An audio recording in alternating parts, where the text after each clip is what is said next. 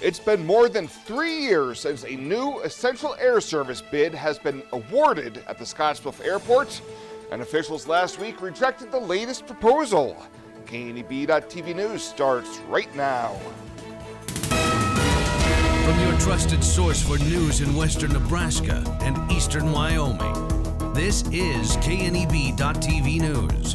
Presented by Platte Valley Companies, premier provider of financial services. Hello, I'm Ryan Murphy. This is KNEB.TV News, powered by Platte Valley Companies. Thanks for joining me. In our top story, airline service at Western Nebraska Regional Airport will stay as is, even after the Airport Authority Board last week rejected an essential air service bid from the yet-to-be-approved SkyWest charter. Airport Director Raul Aguayo told the board that they have no indication at this point that SkyWest charter will even get their proposal approved by the Department of Transportation. He says when they are finally ready to put it out for approval, they will receive strong opposition from the Airline Pilots Association, who says they have serious safety concerns with SkyWest's proposal. What it allows SkyWest to do in this position is have a 1,500-seat pilot and a 250-hour co-pilot. What that would in essence do is double SkyWest's current pilot situation, but after lots of discussion, we just at this point think that we're better served to reject this bid and keep what we currently have, because they continue to assure me with a letter every 30 days saying that SkyWest will be held in indefinitely until they offer something that works under the essential air service, or until they find a replacement airline at this point too. Other drawbacks included the fact that the proposal exceeded the maximum flights under EAS, and that United Airlines would not commit to a code share agreement with the new, as yet to be approved entity. Aguayo told the board that the hope is that by rejecting the bid, SkyWest Airlines might just bid the current open contract and then come back with the SkyWest charter proposal after the company gets approval. Well, Nebraska Game and Parks officials have confirmed 2 recent surveillance videos from Gering residents do show a mountain lion, but say it's not known if it was the same cat in both.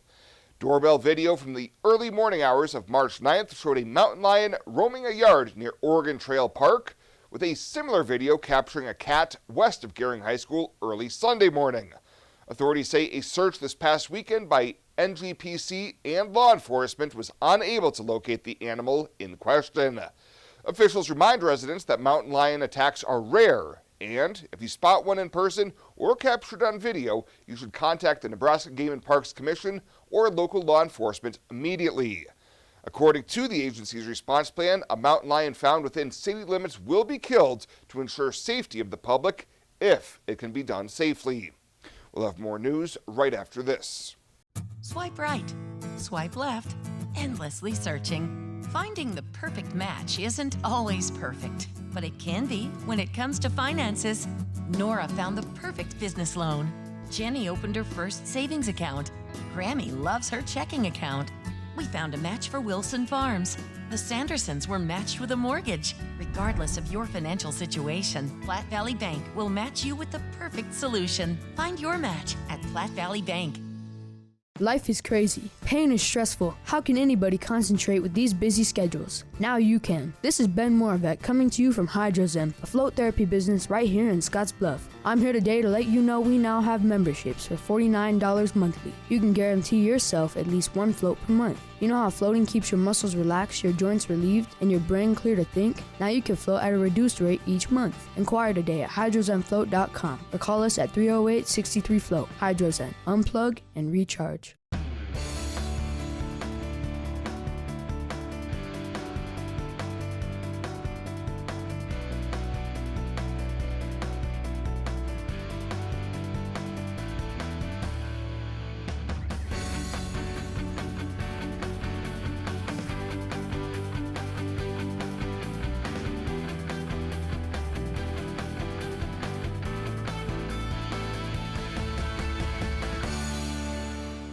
Welcome back. An Alliance man who is the target of a Wing Drug Task Force investigation has been arrested. In 2020, a CI working for Wing purchased 2 grams of meth during a controlled buy, and just last month, a warrant for the suspect 25-year-old Moses Dawn was issued. On Friday night, Scottsbluff police saw Dawn driving on 5th Avenue and pulled him over. Following a canine search of the vehicle, authorities also found drugs and a hatchet. His charges include distribution of a controlled substance and possession of a deadly weapon by a prohibited person. He was arraigned on the felony charges Monday afternoon in Scottsbluff County Court. Well, Gary Senator Brian Hardin says he anticipates the pace of bill consideration to pick up after this week, following 3 weeks of Senator Michaela Cavanaugh's filibustering to prevent consideration of bills addressing gender identity issues. Speaker John Arch and the Omaha lawmaker came to an agreement last week that if there was going to be a discussion of LB 574, a measure that would ban gender surgeries for those under 19, it should be during debate on the bill itself. In a conference call last week before the agreement, Hardin said maneuvers such as Kavanaugh's actually run afoul of the legislature's rules, specifically admonishing lawmakers against dilatory proceedings. Dilatory is that fascinating word that basically says it's an intentional delay. There are lots of nuances on it, but at the end of the day, you're dragging your feet, and unabashed dragging of feet simply not to be done inside of any situation where you're pretending that you have parliamentary procedure, and yet that's what's going on. Debate on LB 574 was the only item on the legislators' agenda today, with Kavanaugh expected to filibuster the measure until a cloture vote determining if the issue has enough support to advance. And La Traviata, one of the most beloved theatrical works of all time, will be coming to the Midwest Theater in Scottsbluff this Saturday evening. This opera masterpiece is being presented in part as a gift to the community from Senators John and Rita Stinner and the Friends of the Midwest Theater. Rita told KNB News how they were able to bring this to the community. The University of Nebraska will support this, and it's the James and Rhonda Seacrest Tour Nebraska Fund, where Rhonda Seacrest has placed money in a fund for the opera program to travel. This La Traviata will be performed once in Lincoln. It was performed about a week ago in Ord, and they're coming here. And this is being funded by us. The Midwest Theater is unbelievably supportive of this project. They have jumped through every hoop. They are so gracious, and they have just done so much work to make this all happen. So between the theater and John and I and Rhonda Seacrest and the University of Nebraska, we're going to make this happen. Admission will be a free will donation, and La Traviata will be at the Midwest Theater this Saturday evening starting at 7 p.m. Renewal by Andersen makes the best replacement windows and patio doors you can get, and they're among the best investments you can make in your home right now. Mortgage interest rates have doubled in just the last year. People are renovating their homes rather than moving. Renewal by Andersen windows and patio doors are a fantastic investment. Great tax incentives right now, 5-star energy rated, significantly cut your energy bills, and make your home much more valuable in a buyer's market.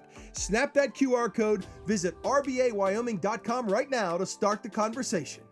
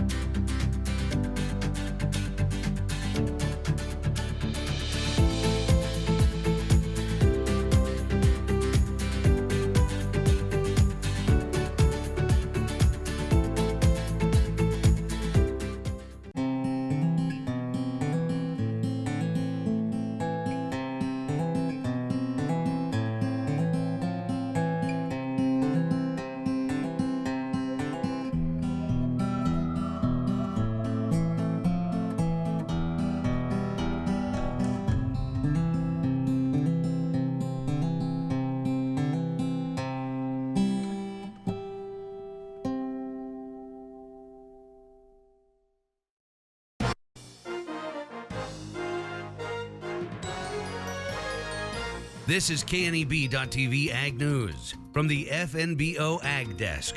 FNBO, the great big small bank.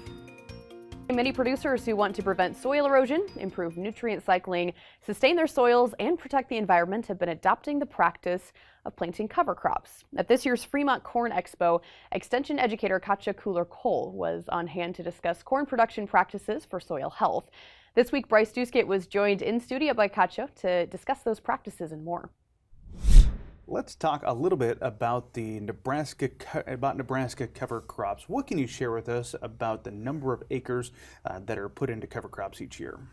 Yeah, so Nebraska sees a steady increase in the number of acres that are planted each year to cover crops. So I think right now we're at about 4% of the cropland that's planted to cover crops.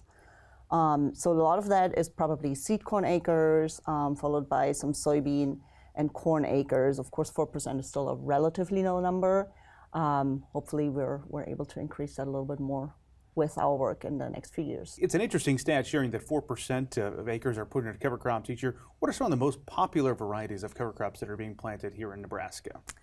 It's definitely cereal rye, and a lot of farmers are also planting some mixes that almost always include cereal rye as well. So cereal rye, the reason that is probably our most popular cover crop is so well adapted to our cold and dry winters. It's relatively easy to establish and it's relatively easy to kill. So it's a good cover crop for us. It produces the most biomass of the small grain cover crops that we can plant. Other potential cover crops, again, that are mostly going to be in a mix are some brassicas, some legumes such as hairy vetch. Those typically tend to need a little bit longer growing time, so they'd have to be established a little bit earlier in the season. Ideally, we also let them grow a little bit longer just for them to produce enough biomass. Sure. What are some of the key benefits that corn and soybean producers in particular are seeing the benefits of if they are planting into a cover crop? If you're planting into a cover crop, if you have a cover crop there in the spring, first of all, your soil is covered. Yeah. So erosion is still our main goal with a cover crop. Some other benefits, of course, you are stimulating the soil microbes. You're providing a food source for them, which helps them increase the numbers, helps them reproduce. So more active, more numerous soil microbes will tend to increase nutrient cycling in your soil, improve soil structure. So you have typically one of the first things producers see is better water infiltration, better soil aggregation, and then over time you can increase your soil organic matter. As we talk today, it's early March, so if producers have a cover crop over winter, perhaps they're thinking about termination as we're gearing up for the upcoming planting season. When's the right time to terminate a cover crop, or I suppose does that depend? Yeah, it does depend a little bit. So I don't know the exact numbers right now, but we used to recommend terminating cover crop and then waiting about 2 weeks, which I think is still a good recommendation for those folks that are just trying out a cover crop for the first time. Terminate your cover crop and then wait a couple of weeks or so before you plant your corn or soybeans. More and more producers, when they have done cover crops for a few years, tend to move toward planting green. So they will plant their corn or soybean into the standing cover crop and then terminate the cover crop a few days later or at the same time that they're planting. Methods of termination, have to assume spraying is the most common across Nebraska? That is the most common, definitely. Cereal rye especially is easily killed with glyphosate, so that's what most people are doing. Yeah. Well, as we have this conversation, I'm interested to learn about some of the projects that you and perhaps some of your colleagues across the state are working on when it comes to UNL research into cover crops. Are there one or two you want to share with us today? Yeah, so we have a couple of really interesting projects that are led by colleagues of mine. So one that comes to mind is the Highboy inner seeding project that is led by my colleague Katie Petrarch. She's also with Extension. And this is a collaboration between several entities, among them the Nebraska Department of Energy and the Environment, NDE, as well as the NRDs in the state, and then of course UNL. And so they were able to purchase one of the Highboy inner seeders with a really wide, I believe it's about 100-foot boom.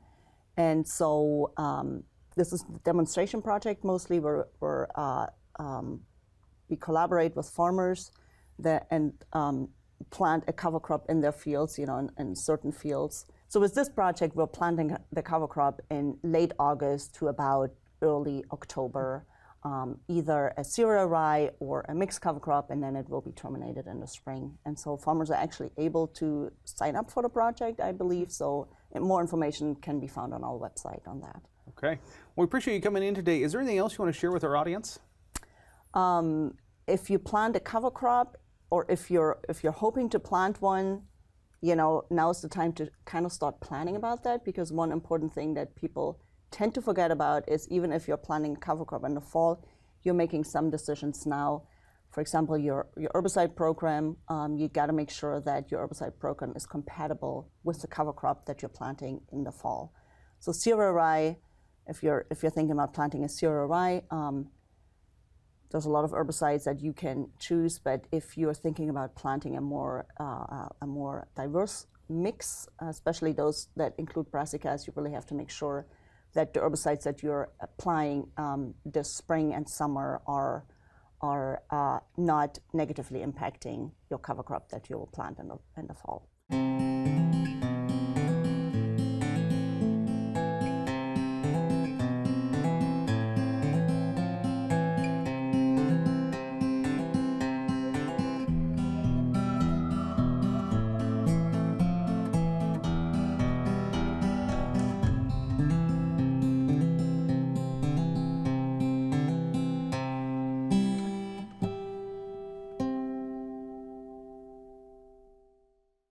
Fogs, FOGs, fats, oil, and greases can build up in the sewer pipes and lead to damaging clogs and sewer backups in your home or business. Here are some proper disposal techniques. Don't pour fogs down sinks or drains. Store grease in containers with tight-fitting lids, and once full, discard in the trash. Next, don't rinse grease off your cookware prior to washing. Finally, only flush toilet paper. Flushable wipes give fogs something to cling to and build up. Tri-City Stormwater wants you to remember it's our water, our responsibility.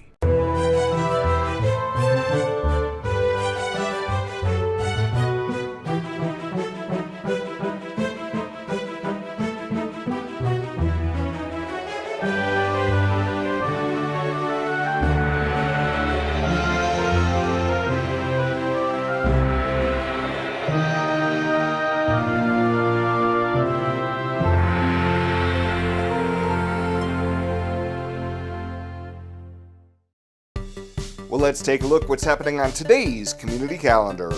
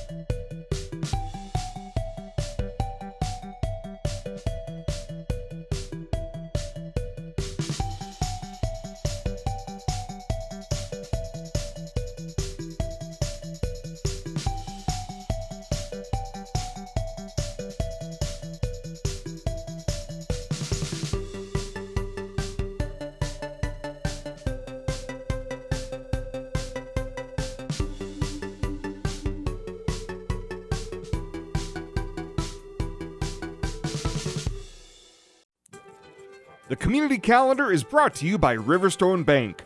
Community strong with the people you know and trust. Better sleep and better health can be found at Western Sleep Medicine in Gering. Since 2006, Western Sleep Medicine has offered the lowest cost sleep testing either in their independent sleep laboratory or the privacy of your own home. You have control over your health care and your out-of-pocket cost. All insurance is accepted for a much lower cost than the regional option. If you need a sleep study, ask for Western Sleep Medicine. They've helped thousands of people over the years and want to help you. Western Sleep Medicine. Better sleep, better health. At Platte Valley Bank, we want to help you plan for tomorrow while you enjoy today. Our personalized trust services can help you do just that. You've worked hard to build your legacy, and you want to make sure that gets passed on for generations to come. We offer the professional guidance necessary to ensure that happens, according to your wishes. We pride ourselves in being friendly and professional while offering a highly tailored full line of trust and estate planning services to accommodate you. You belong here. And finally tonight, tens of thousands of dollars were raised Friday night at the Gering Civic Center to help two local nonprofit agencies. Leadership Scottsbluff Class 33 hosted the annual Hoops for Heroes fundraiser, with this year's benefactors including Kyle's Day Foundation and Life Change Connection. Attendees were able to enjoy March Madness games on the big screens, all while playing in a cornhole tournament and bidding on silent auction items. Ryan Goetschel, the president of Kyle's Day Foundation, says their mission is promoting peer support for first responders, law enforcement, and dispatchers. Final totals of money raised from this event are still being calculated, but a check presentation will occur sometime this spring. Well, that does it for us this time. Thank you so much for tuning in. Stay safe out there. We'll see you here next time.